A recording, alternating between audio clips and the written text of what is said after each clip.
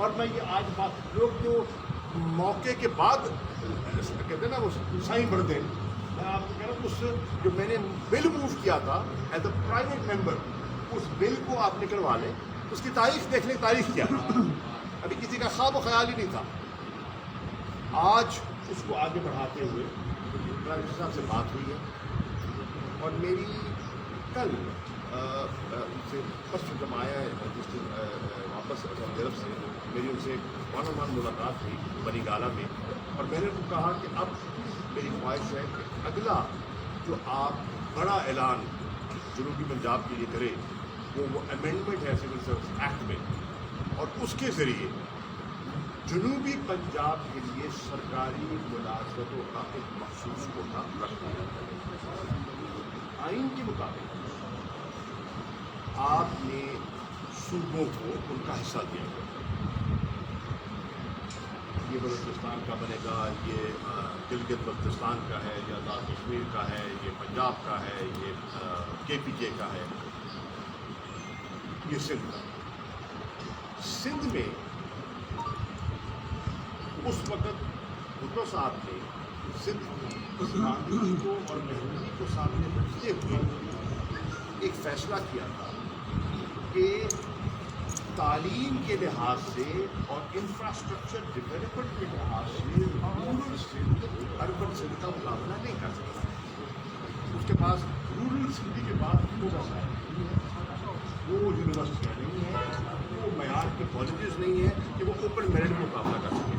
اور ہم ایک فیڈریشن ہیں، فیڈریشن کی خوبصورتی یہ ہے کہ وہ سب کو ساتھ لے کے چلتی ہے، پسماندہ علاقوں کو بھی اور ترقی یافتہ علاقوں کو بھی، ہر ایتھنک گروپ کو ساتھ لے کے چلتی ہے.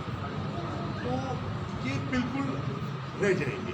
تو انہوں نے ایک اربن سندھ ہی کے حصے میں جو سندھ کا کوٹا بنا تھا اس کو انہوں نے اربن اور رورل میں تقسیم کرا. اسی چیز کو بنیاد بناتے ہوئے میں نے یہ درخواست کی کہ پنجاب کا کوٹا مختص، ہم اس کو چینج نہیں مانگ رہے تاکہ کسی اور صوبے کے ساتھ غلط فہمی نہ ہو. جو پنجاب کو آپ دے رہے ہیں اس میں جنوبی پنجاب کی آبادی کے مطابق ان کا حصہ مختص کر دیا جائے. وجہ یہ میرٹ ہو، ہم میرٹ سے نہیں بھاگتے، لیکن جنوبی پنجاب کا بچہ جو ہے وہ جنوبی پنجاب کے بچوں اور بچیوں سے مقابلہ کرے. اب لاہور کی جو یونیورسٹیز ہیں، جو کالجز ہیں، جو معیار ہے پبلک اور پرائیویٹ سیکٹر میں، وہ ملتان، بھاولپور، ڈیرہ غازی خان، راجن پور، کچھ شریف، لیا، مظفر گڑھ، یہ نہیں ہے. ہمیں بھاول اگر نہیں ہے، ہمیں اس کا ایکسیپٹ کرنا ہے، لیکن بچے ہو رہا ہے اور ان کو سینس آف پارٹیسپیشن بھی دینا ہے، سینس آف اونرشپ بھی دینی ہے. چنانچہ اس کو آپ ناردرن اینڈ سدرن پنجاب کے لیے سیکنڈ کرتے ہیں، اور سدرن پنجاب کا جو کوٹا ہے وہ ان 3 ڈویژنز پر ان 11 اضلاع پر محیط ہے، وہ آپ کو کہ اس پنجاب میں سے اتنا جنوبی پنجاب کے لیے ہوگا، اتنا شمالی پنجاب کے لیے ہوگا. ٹھیک ہے جناب. اب یہ اتنی بڑی اگر یہ ہو جاتا ہے، یہ ایک انقلابی تبدیلی ہے. لوگ کہتے ہیں تبدیلی کیا ہے؟ یہ ہے تبدیلی. اس سے کیا ہوگا؟ ہم نہیں رہیں گے، حکومتیں آتی جاتی رہتی ہیں. جنوب یار چھوڑو اس بات، سنو، جنوبی پنجاب کے بچوں کے لیے ہمیشہ کے لیے روزگار کا ایک راستہ ملے، ہمیشہ کے لیے. ایک نمبر 2، جو ہم کہہ رہے ہیں کہ سیکریٹریٹ اور یہ فیصلہ ہو گیا ہے اور جو ہمارے منشور فیصلہ تھا، میں یہ دعوے سے کہہ رہا ہوں، تحریک انصاف رہے نہ رہے، ہم الیکشن جیتے نہ جیتے، میری آج یہ بات نوٹ کر لیں، ہم زندہ نہ رہیں. آج دیکھیں ہم ایک کہاں بیٹھے ہیں، مسجد میں کہہ رہا ہوں، روزے سے کہہ رہا ہوں، کوئی گورنمنٹ آ جائے، مسلم لیگ کی آ جائے، پیپل پارٹی کی آ جائے، میں کہتا ہوں کوئی تیسری آ جائے، اس کو اب رول بیک کوئی نہیں کر سکتا. جنوبی پنجاب نے اب آگے بڑھنا ہی بڑھنا ہے اور ہم نے صوبے کی منزل کی طرف جانا ہی جانا ہے. जाना ही जाना है। देर हो सकती है, अब अंधेर नहीं रहा, अब अंधेर की गुंजाइश नहीं रही, देर हो सकती है, कोई बात नहीं।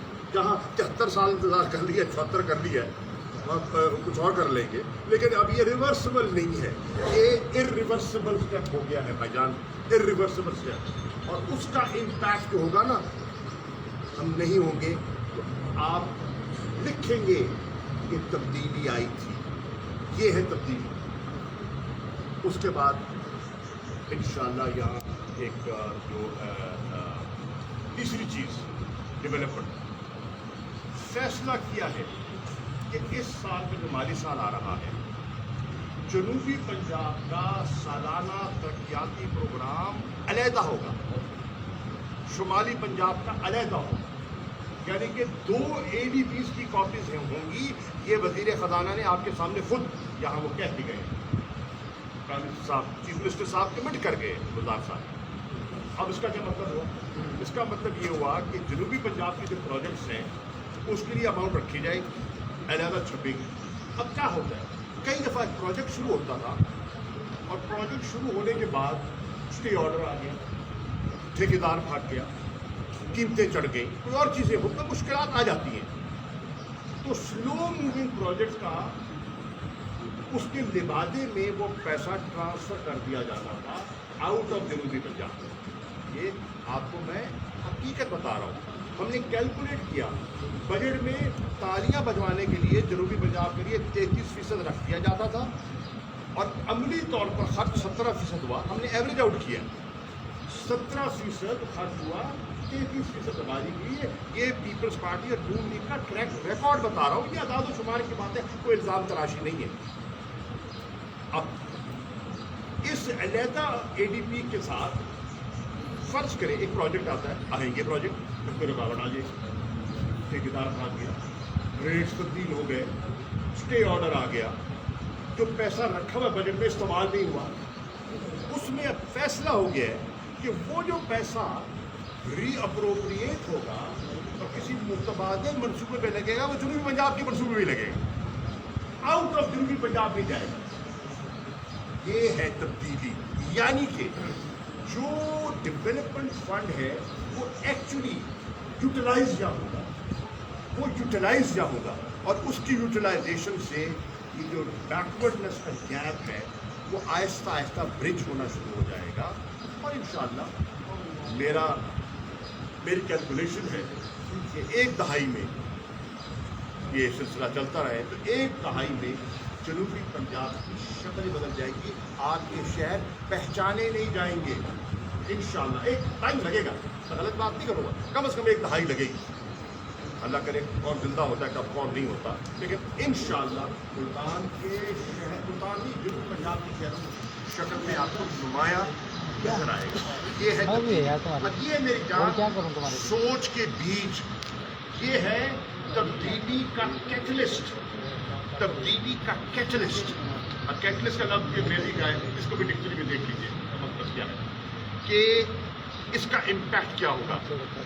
और इंशाअल्लाह हमारे इस इलाके में इतनी बेहतरी आ सकती है, दुआ करें कि अल्लाह ताला इसमें बरकत अता फरमाए। सर कैसा है सर आज दौरा किया है और कैसा रहा? आप बताएं, शुरू करें। जी सर,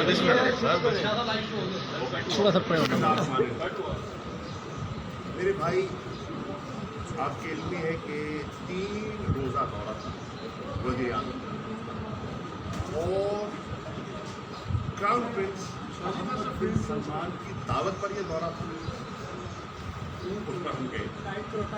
और आप इस दौरे को इस तनाज़ुर में रखिए कि मीडिया में और बड़े कुछ कॉलम भी लिखे गए थे, तो जी सऊदी अरब के साथ तो दूरियाँ हो गई, खिंचाई हो गई, ताल्लुकात में ये हो गया वो हो गया, और बहुत सी बातें की गई, मुझ पर भी जुमले कसे गए। बहरहाल ये सियासत है इसके हमारा बाहर का। अल्लाह ने उन सब चीज़ों को एक तरफ रखा, बड़ी सोची समझी स्कीम के तहत कुछ डिट्रैक्टर्स हैं जो एक वेज क्रिएट करना चाह रहे थे पाकिस्तान और सऊदी अरब के تاریخی تعلقات ہیں. ان کی عزائم ساتھ میں مل گئے, ان کے ارادوں پر اوس پڑ گئی, اور ایک مستقبل کی سمت طے ہوئی. اب وہ سمت کیا ہے یہ سمجھنے کی ضرورت ہے. اس سمت میں پہلے کیا ہوتا تھا, سعودی عرب کے ساتھ ہمارے اچھے تعلقات تھے, سیاسی لیول پر, اسٹریٹجک لیول پر اچھے تعلقات تھے, لیکن ایک ایڈ ہاک ارینجمنٹ تھا. یعنی کہ اس وقت کے فرما روا, اس وقت کے وزیر اعظم کے اندر آپس میں ایک ربط ہے, اس کی آگے چل پڑی نہیں ہے تو اس میں وہ رفتار نہ رہی. لیکن اب جو ہم نے معاہدہ کیا ہے اس میں ہم نے ایک انسٹیٹیوشنل ارینجمنٹ, ایک میکنزم طے کر دیا ہے جو کہ وزیر اعظم عمران خان نے اور کراؤن پرنس محمد بن سلمان نے خود اس پر دستخط کیے ہیں. اس کو ہم کہتے ہیں سعودی پاکستان اسٹریٹجک کوآرڈینیشن کاؤنسل. یہ سپریم کاؤنسل, اس میں اب ایک انسٹیٹیوشنلائز انگیجمنٹ ہوگی, ریگولر ہوگی, اور اس کے 3 پلرز طے ہو گئے. ایک پلر ہے اس کا سیکیورٹی اینڈ پولیٹیکل پلر, اس کی سربراہی اور اس ٹیم کو لیڈ کرے گا پاکستان کا وزیر خارجہ, جو بھی ہوگا, میں نہیں ہوں گا, کوئی اور ہوگا, وہ کرے گا.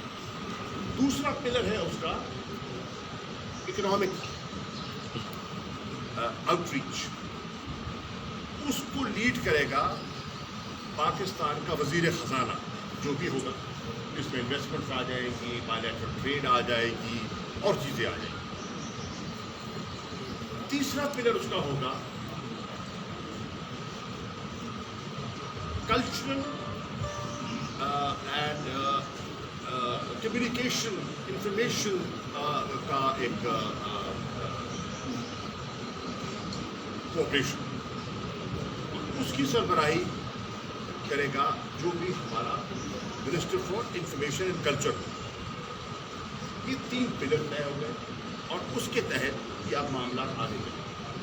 جو ہم نے گفتگو کی اس کے گفتگو میں 3 پہلو تھے کہ آپ نے بڑی توجہ سے سن رہے ہیں, تو میں اسی طرح آپ کو بتانا چاہتا ہوں. جب ہم گئے, ایک میٹنگ ہوئی جس کو ہم کہتے ہیں ڈیلیگیشن لیول ٹاکس, جس میں وزیر اعظم تھے, کراؤن پرنس تھے, اور ان کے اہم وزراء تھے سعودی عرب کے, اور ہماری طرف سے ہمارے جو وزراء تھے, جو وزیر اعظم کے ہمراہ تھے اور آرمی چیف تھے, وہ اس میں موجود تھے. اس نشست کے بعد ایک اور نشست ہوئی جو تھی 1-on-1, جس میں وزیر اعظم تھے اور محمد بن سلمان. اس کے بعد ایک جس کو کہتے ہیں نا اسمال گروپ میٹنگ ہوئی, جس میں ہماری میٹنگ بھی تھی اور ڈنر بھی تھا. اس پہ ہم 3 لوگ تھے ہماری طرف سے, اور 3 لوگ تھے سعودی عرب کی طرف سے. سعودی عرب کی طرف سے کراؤن پرنس محمد بن سلمان تھے, ان کے وزیر دفاع تھے, اور ان کے وزیر انٹیریئر داخلہ وہ تھے. ہماری طرف سے وزیر اعظم عمران خان تھے, آرمی چیف جنرل باجوہ تھے, اور میں تھا. اور وہ ہماری اسمال گروپ میٹنگ ہوئی, اور اس میں ہم نے کھل کر باتیں کی. اللہ کے فضل و کرم سے کوئی جو ہمارے بائیلیٹرل ایشوز, ہمارے انٹرنیشنل ایشوز, ہمارے ریجنل ایشوز, اس پر بڑے اچھے دوستانہ ماحول میں ہم نے ایک دوسرے کے نقطہ نظر کو سنا اور اپنا نقطہ نظر پیش کیا. ان کی جو ڈیولپمنٹس تھی انہوں نے ہم سے شیئر کی, ہماری جو ڈیولپمنٹس, جو ہماری سوچ تھی, ہم نے ان کی خدمت میں پیش کی. اب اس میٹنگ کے بعد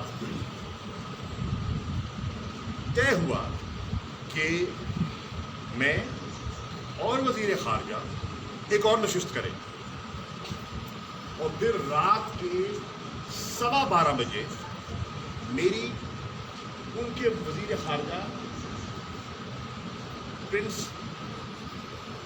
فیصل بن فرحان السعود سے نشست ہوئی جو تقریباً رات کے 1:30 بجے تک چلی، اور اس نشست کے بعد ہم نے اپنے جو ہم نے تبادلہ خیال کیا ان کو بڑے سالوں کے بعد ایک جوائنٹ کمیونیکے کی شکل دینے کے لیے گفتگو کا آغاز ہوا، اور اس پر ہمارا اتفاق ہوا، اور تقریباً سحری کے وقت کے قریب وہ ہمارا آپس میں معاہدہ طے ہو گیا، وہ چلی سحری تک۔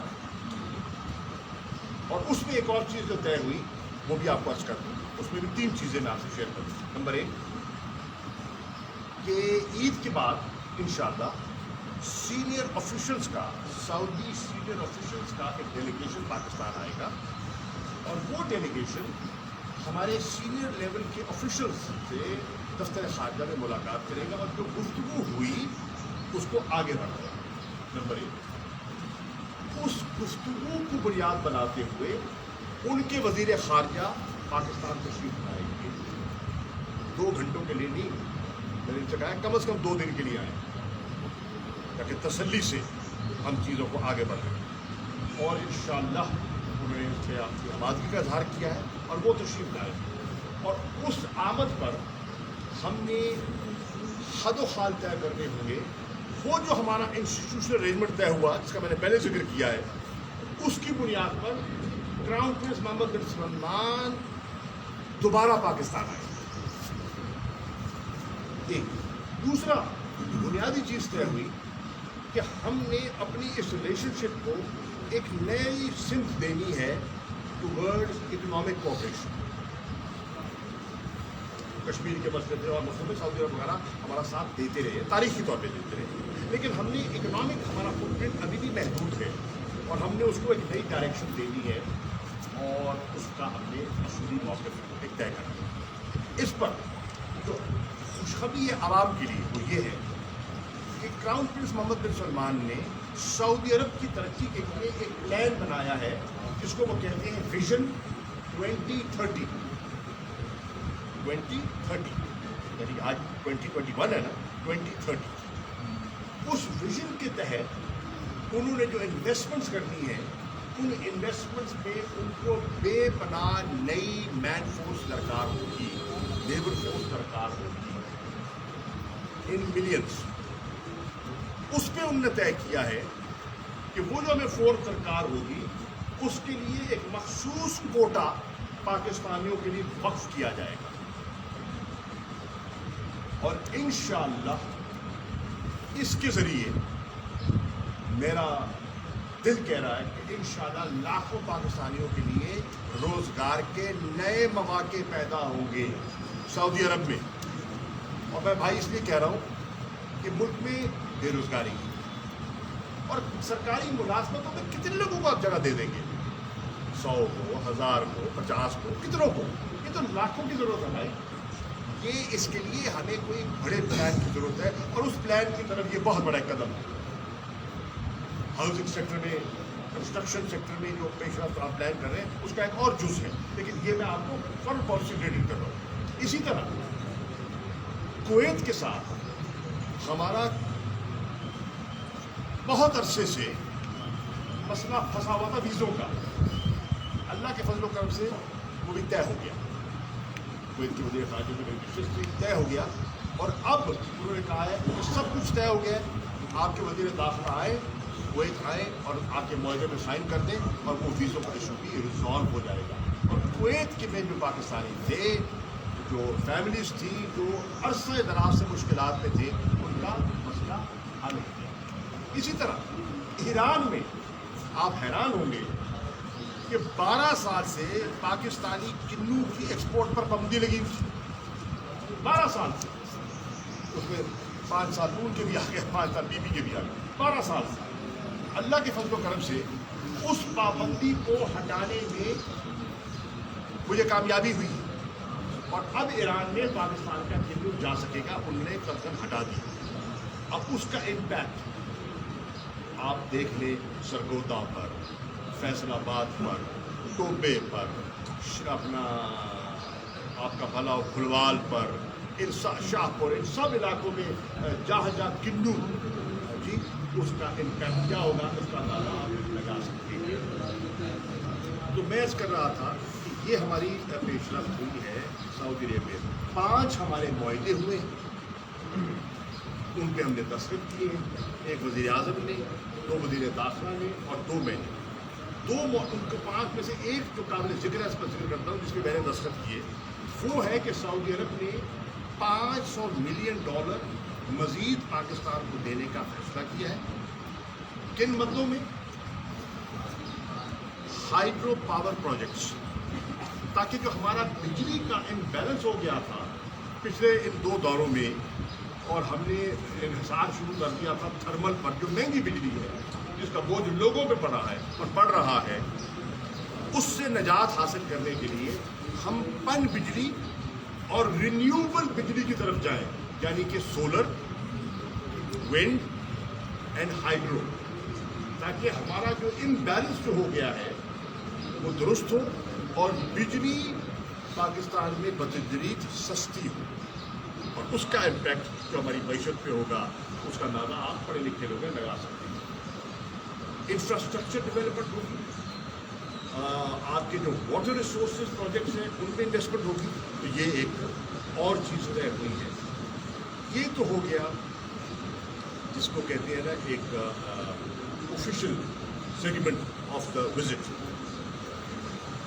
उसका एक दूसरा सेगमेंट था जो कि मैं समझता हूँ रिलीजियस था, और उसमें हम जितना शुक्रिया अदा करें कम है कि माह रमज़ान के महीने में 27वीं शब रोज़ा रसूल पर हाज़री और आपके हुजरा शरीफ में दाखिले की इजाज़त, ये हम जैसे गुनाहगारों को नसीब हो गई, जिसका मैं जितना शुक्र करूं इस काबिल नहीं है जो हजूर की नज़र हो गई, और उनकी इजाज़त नहीं है तो कदर नहीं कर सकता। आप कोई हो जाए, बड़े से बड़े क्यों ना हो जाए, करोड़ों मुसलमानों गुजरे हैं, करोड़ों शहनशाह गुजरे हैं, करोड़ों प्रेसिडेंट्स वज़ीर आज़म हो गुजरे हैं, लाखों हो गए, लेकिन दाखिले की इजाज़त जब तक हजूर की मंशा ना हो कोई नहीं दे। वो उनकी कबूलियत थी कि हम गुनाहगारों पर उनकी नज़र पड़ गई और वहाँ हाज़री मिल गई एक, और वहाँ अल्हम्दुलिल्लाह पाकिस्तान के लिए, पाकिस्तान को मुश्किलात से निकालने के लिए अल्लाह के हबीब से दरख्वास्त, अल्लाह कबूल, वो कबूल। इसके साथ अगले रोज़ 27वें रोज़े पर खाना काबा के दरवाजे खुले, और खाना काबा में अंदर दाखिले की इजाज़त मिली। आप ज़रा रिसर्च कर लें कि कितनी मरतबा पहले 27 रमज़ान को खाना काबा का दरवाज़ा खुला, ज़रा चेक कर लें, आपको पता चल जाएगा। वहाँ भी अल्लाह ताला ने नवाफिल का मौका अता फरमाया, और हम उनके शुक्रगुज़ार हैं। अल्लाह की रहमत, सऊदी हुक्काम और मैं ज़ाती तौर पर इमरान खान का भी शुक्रिया अदा करना चाहता हूँ कि उनके वफद में ना होते तो मौका ना मिलता। उस मौजूदगी से हम जैसे गुनाहगारों को भी मौका मिल गया, और वो हाजिर हुआ। वहाँ भी अल्लाह के फजल करम से मुल्क व मिल्लत के लिए जो कर सकते थे दुआ करने की कोशिश की। अगली चीज़, उसी रोज़ उम्रे के बाद हमारी अहम मीटिंग हुई है, और ये आपके नज़र में करना चाहता हूँ। सेक्रेटरी जनरल OIC से 2 बातें की इमरान साहब। नंबर 1, मस्जिद अल अक्सा का किबला अव्वल का 27 की रात का वाक़या हो चुका था, मीडिया में रिपोर्ट हुआ, हमें उस पर बेपनाह तशवीश, दर्द, कर्ब था है। तो इमरान खान साहब ने उम्मत मुसलमान की جذبات کی عکاسی کرتے ہوئے مطالبہ کیا کہ ہمیں اس پلیٹ فارم پر امہ کو یکجا کرنے کی ضرورت ہے. اکیلے ہم آواز اٹھائیں گے، اٹھا سکتے ہیں، اس پہ کوئی بندش نہیں ہے، لیکن اس آواز کو وہ وزن نہیں ملے گا جب تک ہم یہ 57 کے 57 ممالک مل کے آواز اٹھائیں گے تو آپ کی آواز کو نوٹس کیا جائے گا. اکیلا پاکستان، اکیلا سعودی عرب، اکیلا ترکی، اکیلا ایران، اکیلا ملیشیا، اکیلا انڈونیشیا کچھ نہیں کر سکتا. جب مل کے کریں گے تو وزن آئے گا. چنانچہ اس پر غور کیا جائے. اور دوسری چیز جو ہم نے وہاں اٹھائی وہ تھی ناموس رسالت اور حضور کی شان میں جو گستاخانہ خاکے اور گستاخی کی جو ایک مغرب کی ایک مغرب ساری نہیں، مغرب کا ایک محدود ایکسٹریمسٹ طبقہ ہر جگہ ہوتا ہے. وہ ایکسٹریمسٹ طبقہ جو ہمارے جذبات کو مجبور کرتا ہے اپنی حرکتوں سے، اس پر اسلامو فوبیا کے خلاف کمبیٹ کرنے کے لیے ایک مشترکہ محاذ، اس کے لیے وزیر اعظم کو موقع ملا ان سے بات کرنے کا.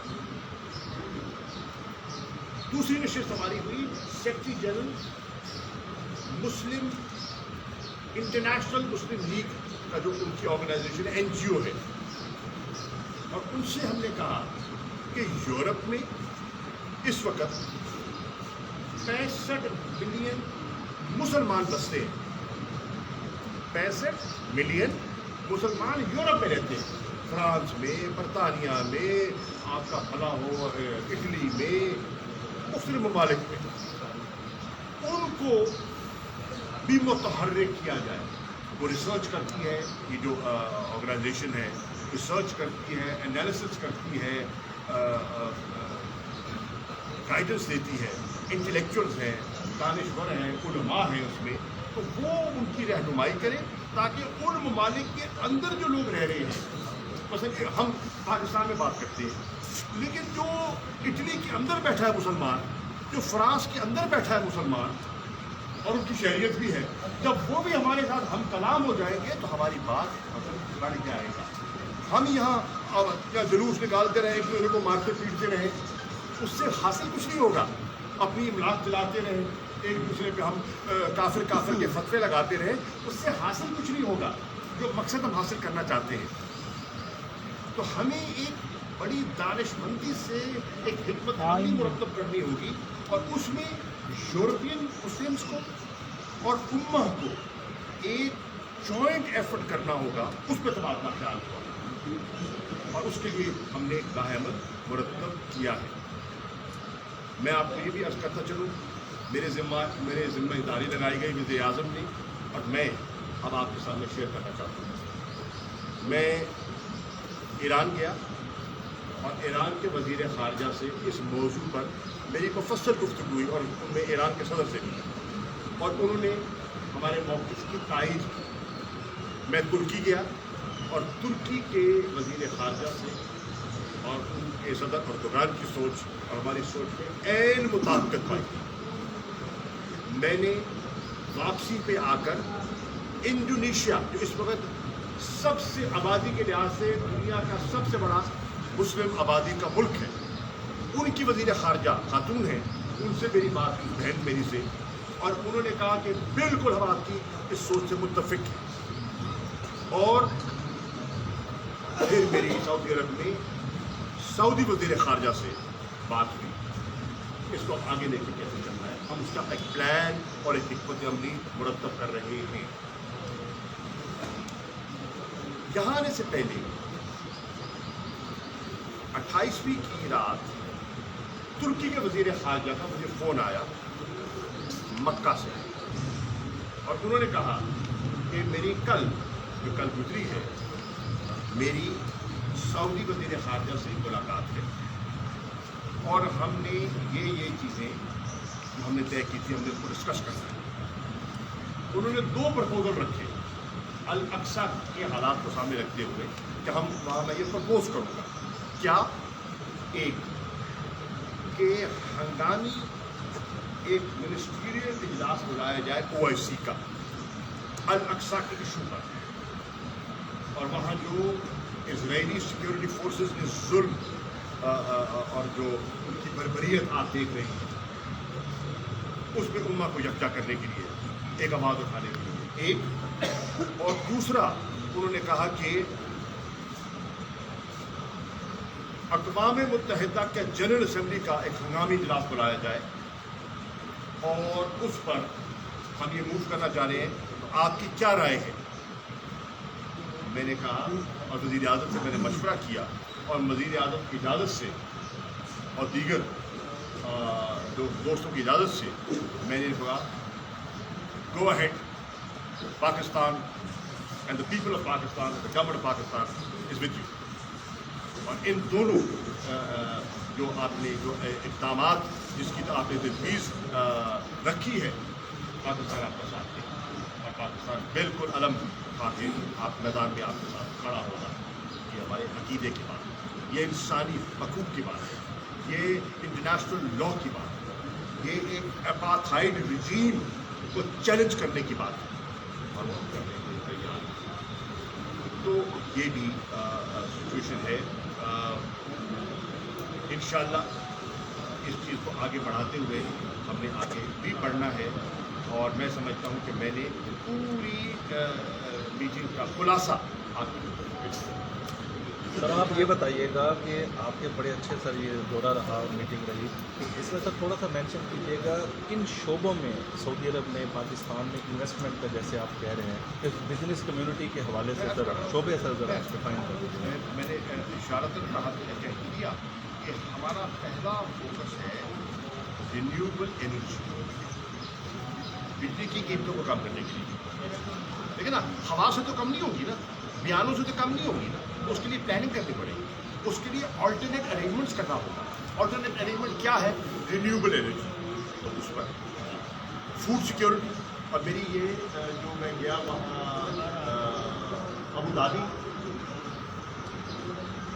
ابو دھابی کے وزیر خارجہ سے بھی بات کی فوڈ سیکیورٹی کہ کس طرح پاکستان جن کی جغرافک پراکسیمٹی ہے گلف کے ساتھ، غربت ہے، 1 گھنٹے کا 2 گھنٹے کا سفر ہے بائی ایئر، ہم کس طرح ان کی فوڈ سیکیورٹیز کو مکس کر سکتے ہیں. Food security, energy products, investments کو کیسے پروموٹ کرنا ہے ادھر اور ادھر، مین پاور ایکسچینج، ابزارپشن وہاں. اور فلسطین کے حوالے سے سعودیہ کی جو ہے نا پالیسی اور اس کی سوچ جو ہے نا کچھ اور ہے، ایران کی سوچ اور کچھ اور ہے. ایسا آپ کل رات سعودی منسٹری نے ایک مراسلہ جاری کیا ہے، آپ ایک نظر اس پر ڈالیے، اور انہوں نے اسرائیل فورسز کے واقعات کو پوری طرح کنڈیم کیا، پوری طرح، کوئی اس میں ابہام نہیں ہے. اور انشاءاللہ میری آج ہی کوشش ہے کہ میں مزید ترکی کے اور سعودی عرب کے وزیر خارجہ سے مزید بات کروں گا، تاکہ جو کل کا اجلاس ہوا ہے اس کی رویداد میں ان سے حاصل کروں. شہباز شریف صاحب کے حوالے سے سر بتائیے گا کہ وہ سر باہر جا رہے ہیں نہیں جا رہے لندن امید کرنے کے لیے. شہباز شریف صاحب کو باہر جانے کی کوشش کرتے ہیں. ہم سمجھتے ہیں کہ انہیں کیسز کو فیس کرنا چاہیے، اور ان کا تھوڑا سا مسئلہ یہ پیدا ہو گیا کہ طبی بنیادوں پر انہوں نے نواز شریف صاحب کے باہر جانے کی اجازت مانگی. آپ کو یاد ہوگا ایک بہت ہائپ کریٹ کی گئی ٹیلی ویژن پر، اخبارات میں کالم کہ جناب دیکھیں گے انسانی جانوں کو آپ خطرے میں نہ ڈالیں، پلیٹلیٹس اتنے چلے گئے، اتنے گر گئے، اتنا مسئلہ پیدا ہو گیا. آپ کے سامنے تازی بات ہے، کوئی پرانی بات نہیں ہے. اس کی آڑ میں پریشر بلڈ کیا گیا، اور اس پریشر کے بعد حکومت نے انسانی بنیادوں پر فیصلہ کیا اور ان کو جانے کی اجازت دے دی. شہباز شریف صاحب نے گارنٹی دی، کس کو؟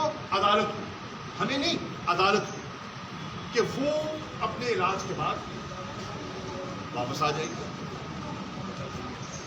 وہ گارنٹی کہاں گئی؟ ہوا میں اڑ گئی. اللہ نے ان کو صحت دے دی، اور اللہ ان کو صحت یاب کرے.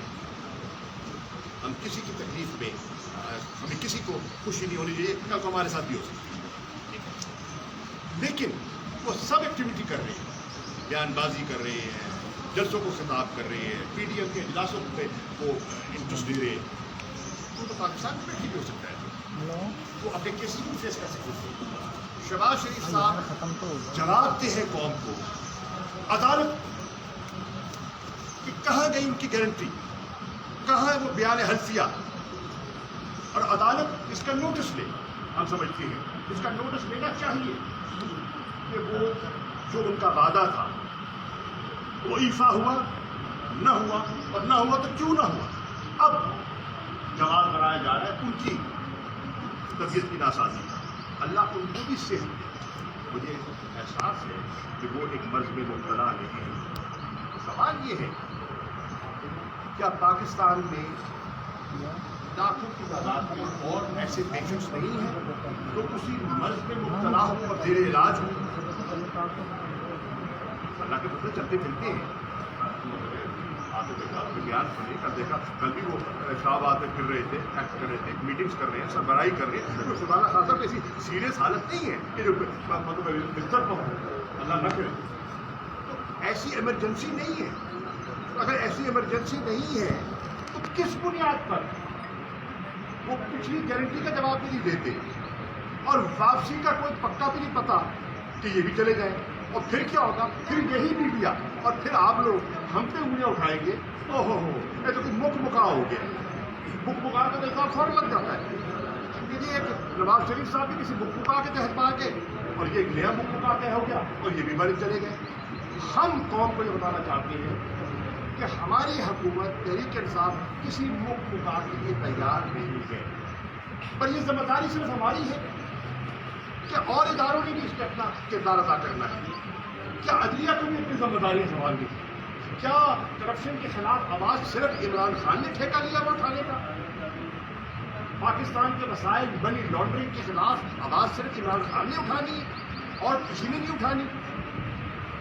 और मुल्क जो तकरीबन दिवालिया हो चुका था उसका आसरा सिर्फ हमने उसको देना है? नहीं, अकेले हम नहीं दे सकते। ये एक कौमी एफर्ट है, अपना अपना रोल मुतय्यन है और उस रोल के हम रिकॉर्ड पे हैं कि हम जो कर सकते हैं कानूनी तकाज़ों से हम करेंगे। अच्छा, ये बताएं कि शहबाज शरीफ की पिटीशन के हवाले से उसने दायर की फौरन फैसला आ जाता है, लेकिन एक अरसा दराज से बड़ी अदालत महंगाई का फैसला पड़ा है, उसमें रुकावट क्यों है? कल शहबाज शरीफ पिटीशन दायर करते हैं बाहर जाने के लिए, अदालत फौरन जो है फैसला दे देती है, जबकि बड़ी अदालत में अरसा दराज से BP 217 का फैसला पड़ा है, उसमें रुकावट किस चीज़ की है? वो फैसला क्यों नहीं आता? ये जवाब मैं नहीं दे सकता अदालत से। सर महंगाई ये सवाल अदालत से कीजिए, सुप्रीम कोर्ट में जाइए सवाल कीजिए। सर महंगाई के हवाले से महंगाई की जानिब से पाकिस्तान पर जब गुज़िश्ता दिनों में एहतजाज हुआ, उसके हवाले से उनकी अपोज किया गया, आपका क्या मौक़िफ़ है? और आपने क्या किया इस हवाले से कि उनको किस तरह से एंगेज किया जा रही है? हमने पहली बात तो ये जो रेजोल्यूशन आया है वो रिकमेंडेटरी नेचर का है, बाइंडिंग नहीं है। तो समझ गए ना? जी जी। अब ये समझ गए तो फिर हमने क्या किया, हमने जो यूरोपियन यूनियन की एम्बेसडर है इस्लामाबाद, उनको दफ्तर साथ मौजूद किया और अपना नज़र पेश किया, और उस निशिस्त के बाद जो यूरोपियन यूनियन की यहाँ एम्बेसडर है उन्होंने उस पर अपना ट्वीट किया, अपने मौक़िफ़ का उन्होंने ट्वीट किया। आपसे गुजारिश है ज़रा गूगल कीजिए और उस ट्वीट को पढ़ लीजिए, तो ट्वीट में क्या लिखा है तो आपको बहुत से जवाब आप वहीं उसी ट्वीट पे मिल जाएंगे। अच्छा, करप्शन की भी आप जहाँ जरूर करें, लेकिन महंगाई में काबू है। बिल्कुल, देखिए बहुत ज़्यादा हो, बिल्कुल देखिए ऐसा तो झगड़े वाली बात ही नहीं है। मैं आपसे मुत्तफिक, महंगाई है इस वक्त हमारा सबसे बड़ा चैलेंज जो है दाखिला जो महाज पर महंगाई, और उससे नंबर आजमा होने के लिए हम हर कदम उठाने के लिए तैयार हैं, उठा रहे हैं। रमज़ान के लिए एक तारीखी पैकेज लिया गया, माफिया को कंट्रोल करने के लिए रेगुलेशन करने की कोशिश की गई, एहतसाब के अमल को आगे बढ़ाने की कोशिश की गई, जिन्होंने इस मुल्क में आटा, चीनी और चीज़ों को, तेल, इनकी जो चिकन भी जी हाँ, पोल्ट्री जो उन्होंने नाजायज़ मुनाफा कमाने की कोशिश की, उनको रेगुलेट करने के लिए पहली मरतबा इंक्वायरियाँ की गई, कमीशन बिठाए गए, उनकी रिपोर्ट्स पब्लिक की गई और उस पर आगे बढ़ रहे हैं। और कल भी जो वज़ीर आज़म सवाल जवाब कर रहे थे, उन्होंने कहा कि मैंने कभी किसी के साथ नाजायज़ नहीं किया, कभी इम्तियाजी सलूक नहीं बरतूंगा, किसी को इनका काम का निशाना नहीं बनाऊंगा, लेकिन जो जिम्मेदार है उसको छोड़ूंगा भी नहीं। सर एक नवीद आपने सर आज फिर सुनाई कि बाहर मुल्क में सर नौकरियां मिलेंगी लोगों के लिए, बड़ी अच्छी खुशखबरी। लेकिन सर इमरान खान साहब का तो ये वादा था कि पाकिस्तान में लोग आएंगे नौकरियां हासिल करने के लिए, तो ये सर कंट्राडिक्शन था। आपने इस पहलू को देखना है, जरूर देखिए पाकिस्तान में नौकरियां कैसे मिलेंगी। पाकिस्तान में नौकरियां मिलेंगी जब पाकिस्तान में इन्वेस्टमेंट होगी, जब पाकिस्तान में इकोनॉमिक ग्रोथ होगी, तब नौकरी मिलेगी। अब ग्रोथ के लिए वज़ीर आज़म ने कहा है कि मैंने फाइनेंस मिनिस्टर को, जो नए फाइनेंस मिनिस्टर आए हैं शौकत तरीन साहब, उनको एक जिम्मेदारी दी है कि आपने 2 एरियाज़ पे फोकस करना है, economic growth and poverty alleviation और जॉब क्रिएशन। उसके लिए हाउसिंग सेक्टर है, IT सेक्टर है, एग्रीकल्चर सेक्टर है, इनके लिए एक खास मनसूबाबंदी की जा रही है ताकि एम्प्लॉयमेंट जनरेट हो मुल्क के अंदर और मुल्क के बाहर भी जो हो सके वो किया जाए। एक 2 pronged स्ट्रैटेजी है जो बनाई जा रही है। आखिरी बात काजिब के वफाक साहब,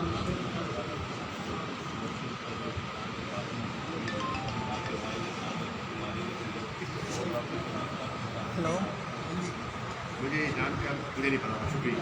मुझे बाद में खुशी चिट्टे है बात करते हैं, आज बाद में करना। मैं उस मस्जिद में बैठा हूँ जिसका संग बुनियाद मेरे वालिद ने और इनके वालिद ने मिल के रखा था। आज हम वहाँ बैठे काजी साहब और डॉक्टर सदीक कादरी उसके गवाह हैं। ये तारीखी बात है, लेकिन लोग चले गए, मुझे बहुत से चले गए और लेकिन यादें रह जाती हैं। इंशाअल्लाह उनकी याद हमेशा हमारे दिल में रहेगी। बहुत नफीस इंसान, मोहब्बत करने वाला, अकीदा, खुश अकीदा और दीन और दुनिया की खिदमत की।